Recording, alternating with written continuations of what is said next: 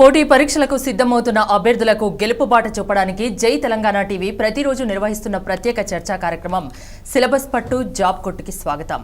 పోటీ పరీక్షల్లో అత్యంత కీలకమైన చరిత్ర సబ్జెక్టుపై చర్చించడానికి మనతో ఉన్నారు senior faculty subject expert doctor P V Lakshmaiah. భారతదేశంలో మత సంస్కరణల ఉద్యమాల గురించి మనం మాట్లాడుకోబోతున్నాం. అసలు భారతదేశంలో మతం అనేది ఎలా మొదలైంది? భారతదేశంలో మతం అనేటువంటి కార్యక్రమం మామూలుగా మానవుడు ఎక్కడైతే ఉన్నాడో మతం కూడా మానవుడితో పాటే పరిణామం అనేటువంటిది జరిగింది. ప్రపంచ దేశాలతో పాటుగా భారతదేశంలో కూడా ప్రకృతి యొక్క ప్రళయ తాండవాన్ని చూసినటువంటి మానవుడు స్లోగా తనకంటే మించినటువంటి శక్తి ఒకటి ఉంది, ఆ శక్తిని మనం పూజించాల్సినటువంటి అవసరం ఉంది అన్నటువంటి విషయాన్ని గ్రహించి వెంటనే ఆ సూపర్ న్యాచురల్ పవర్ వైపుకి ప్రార్థించడం అనేటువంటిది మొదలుపెట్టాడు.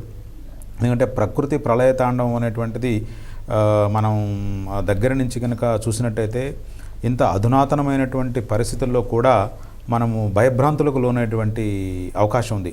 ఈరోజు కూడా మనం పేపర్లో చూసాం, ఎక్కడో మహారాష్ట్ర దగ్గరలో ఉన్నటువంటి బ్రిడ్జి ఒకటి పోతే 20 మంది ఓన్లీ కేవలం భయంతోనే చనిపోయినటువంటి పరిస్థితి మనం ఈరోజు పేపర్లో చూసాం.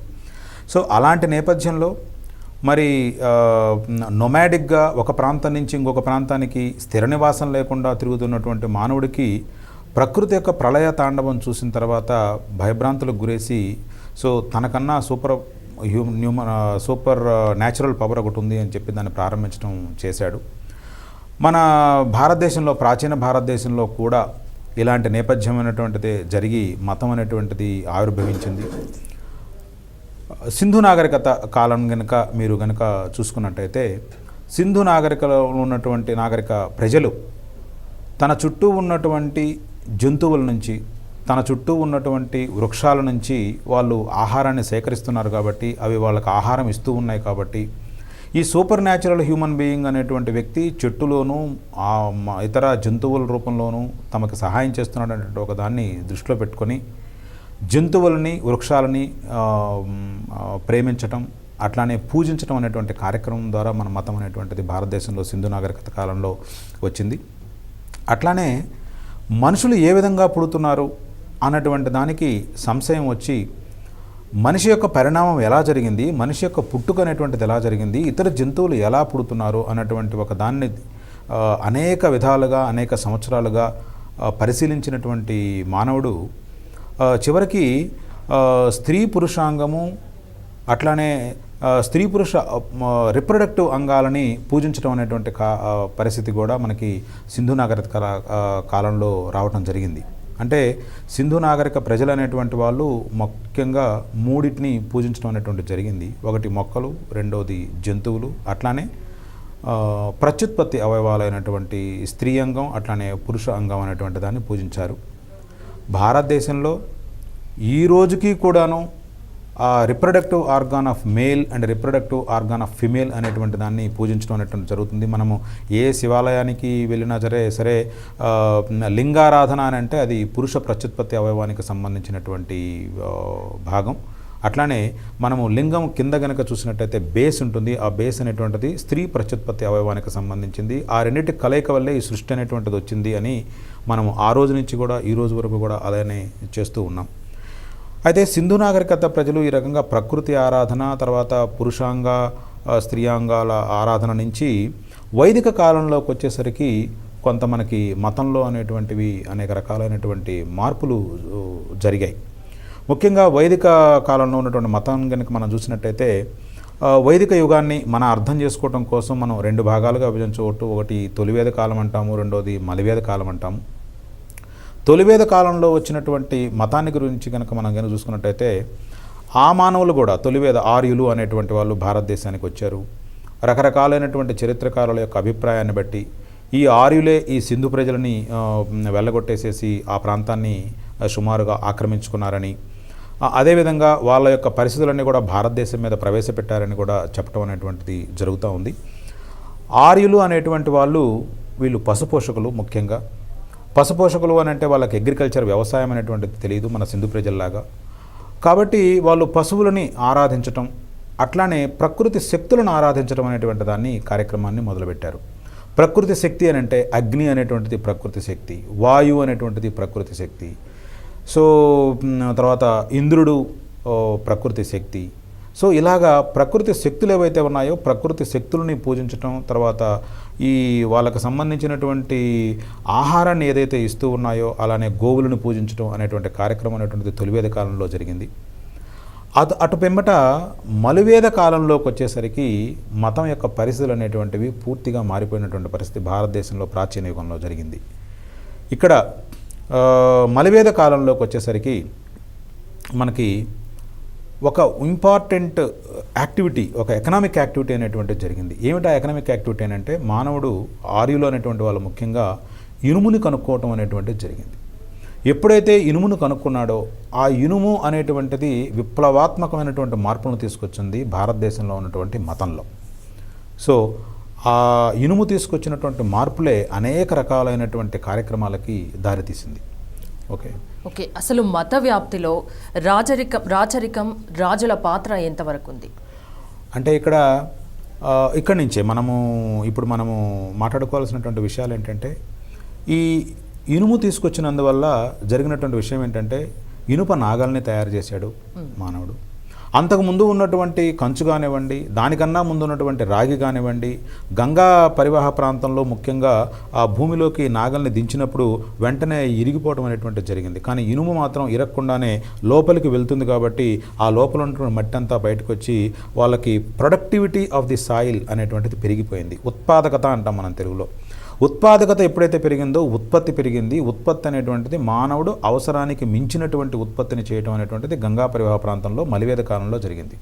ఎప్పుడైతే ఉత్పత్తి వచ్చిందో అప్పటి వరకు ఉన్నటువంటి పరిస్థితి ఏంటంటే మానవుడు ఏ రోజుకు ఆ రోజు తిరగాలి, ఏ రోజుకు ఆ రోజు తమ వనరులను సేకరించుకోవాలి, ఏ రోజుకు ఆ రోజు కష్టపడాల్సినటువంటి పరిస్థితి. అయితే మలివేద కాలంలో ఈ ఇనుము కనుక్కోవటం వల్ల ఉత్పాదకత ఉత్పత్తి పెరిగి మనిషి తను రోజు పని చేయకుండా అవసరం లేకుండానే సంవత్సరానికి సరిపడేటువంటి ఆహార ధాన్యాలు ఏవైతే ఉన్నాయో వాటిని 2 నెలల్లో 3 నెలల్లో 4 నెలల్లో కష్టపడి చేసుకోవడం అనేటువంటిది జరుగుతూ ఉంది. దానివల్ల అతనికి ఫ్రీ టైం వచ్చింది. ఎప్పుడైతే ఫ్రీ టైం వచ్చిందో ఒక పక్కన ఆదాయం వచ్చింది, రెండో పక్కన ఫ్రీ టైం వచ్చింది. అప్పుడు మనిషి ఆలోచన చేయటం అనేటువంటి దాన్ని మొదలుపెట్టాడు. ఈ ఆలోచన చేయమనేటువంటి దాన్ని మొదలుపెట్టినప్పుడే అనేక రకాలైనటువంటి మార్పులు అనేటువంటివి మతంలో వచ్చాయి. ఇక్కడ మనకి సింధు నాగరికత ప్రాంతంలో కానివ్వండి, తర్వాత తొలివేద కాలంలో కానివ్వండి, మనకి సంస్కారాలు అనేటువంటివి ఉండేవి, మత సంస్కారాలు ఉండేవి. కానీ అవి ఖచ్చితంగా మత సంస్కారం నువ్వు చేసి తీరాలన్నటువంటి నిబంధనలు నియమాలు లేవు. అయితే మలివేద కాలం నాటికి ఈ నియమ నిబంధనలు అనేటువంటివి చోటు చేసుకోవటం, ఈ నియమ నిబంధనలు చాలా కఠినతరంగా మారటం, ఖచ్చితంగా నువ్వు ఒక సాధారణమైనటువంటి వ్యక్తి నువ్వు 16 సంస్కారాలు చేసి తీరాల్సిందే అని చెప్పి ఒక నియమం పెట్టుకున్నారు. వివాహం అనేటువంటిది ఒక సంస్కారం, గర్భధారణ అనేటువంటిది ఒక సంస్కారం, పుంసమన అనేటువంటిది ఒక సంస్కారం, అట్లానే సీమంతోత్సవ అనేటువంటిది ఒక సంస్కారం. ఇలా ప్రతి చిన్న విషయానికి ప్రతి పెద్ద విషయానికి కూడా ఒక సంస్కార రూపంలో ఒక బ్రాహ్మణుని పిలవాలి, ఒక పండగ వాతావరణం నెలకొనాలి. సో ఈ రకమైనటువంటివి అన్నీ చేస్తేనే నీకు ఫైనల్గా మోక్షం వస్తుంది అన్నటువంటి కాన్సెప్ట్ ఒకటి తీసుకురావడం జరిగింది మలివేద కాలంలో. అంటే ఈ 16 పండుగల్లో మీరు ఏది చేయకపోయినా సరే నీకు మోక్షం లేదు అని తేల్చి చెప్పడం అనేటువంటిది జరిగింది. అంటే సపోజ్ ఫర్ ఎగ్జాంపుల్ ఈ 16లో ఒక ముఖ్యమైనటువంటిది ఉపనయనం అనేటువంటి కార్యక్రమం. ఈ ఉపనయనం అనేటువంటిది ఏంటంటే వయసు 7 లేదా 8 సంవత్సరాల కాలంలో అప్పటి వరకు తల్లిదండ్రుల దగ్గర ఉన్నటువంటి మగబిడ్డ విద్యాభ్యాసానికి వెళ్ళే ముందు తనకి ఒక స్టెబిలిటీ తీసుకురావటం కోసం, తనకు తానుగా సంకల్పం చేసుకోవడం కోసం ఒక నిష్ఠతో కూడినటువంటి మంత్రోచ్చారణతో కూడినటువంటి ఒక కార్యక్రమం అనేటువంటిది చేయడం అనేటువంటిది ఉపనయనం ద్వారా జరుగుతుంది. ఆ తర్వాత తల్లిదండ్రులు ఆ బాధ్యతని గురువుకు అప్పగించడం, ఆ తర్వాత అతను గురుకులంలోకి వెళ్ళి 25 సంవత్సరాల వయసు వరకు కూడాను అదే నియమ నిబంధనలతో కొనసాగడం అనేటువంటి కార్యక్రమం జరిగింది. అయితే ఇక్కడ ఈ ఉపనయనం అనేటువంటి ఒక 16లో ఒకటి. దీన్ని ఎవరు చేయొచ్చు అని అంటే అగ్రవర్ణాలైనటువంటి బ్రాహ్మణులు కానీ క్షత్రియులు కానీ వైశ్యులు అనేటువంటి వాళ్ళు ఈ ఉపనయనం అనేటువంటి కార్యక్రమానికి అర్హులు. మిగిలిన 4వ భాగంలో ఉన్నటువంటి శూద్రులు అనేటువంటి వాళ్ళు దీనికి అనర్హులు. ఎవరైతే ఉపనయనం చేస్తారో వాళ్ళకి మాత్రమే ఈ విద్య అనేటువంటిది వచ్చింది. అప్పటి నుంచి కూడాను మనకి అప్పటి నుండే కులాలు ఉన్నాయా అండి? అంటే వర్ణంలో నుంచి కులాలు వచ్చాయి. ఇప్పుడు బ్రాహ్మణ వర్ణం, క్షత్రియ వర్ణం, వైశ్యవర్ణం, శూద్రవర్ణం. బ్రాహ్మణ వర్ణంలో అనేక శాఖలు వచ్చాయి, క్షత్రియ వర్ణంలో అనేక శాఖలు వచ్చాయి, వైశ్యవర్ణంలో అనేక శాఖలు వచ్చాయి, శూద్రవర్ణంలో అనేక శాఖలు వచ్చాయి. ఈ రకంగా నీకు విభజన అనేటువంటిది మనకి జరిగింది. కాబట్టి ఈ కొంతమంది చేయొచ్చు, కొంతమంది చేయకూడదు అనేటువంటి కార్యక్రమాన్ని ఇన్సిస్ట్ చేశారు.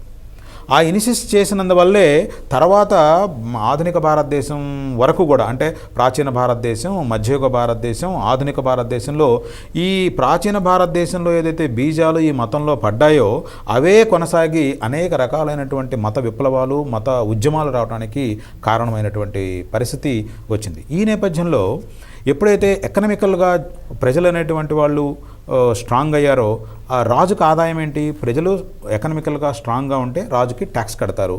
రాజుకు ట్యాక్స్ కట్టినప్పుడు రాజు బలవంతుడు అవుతాడు.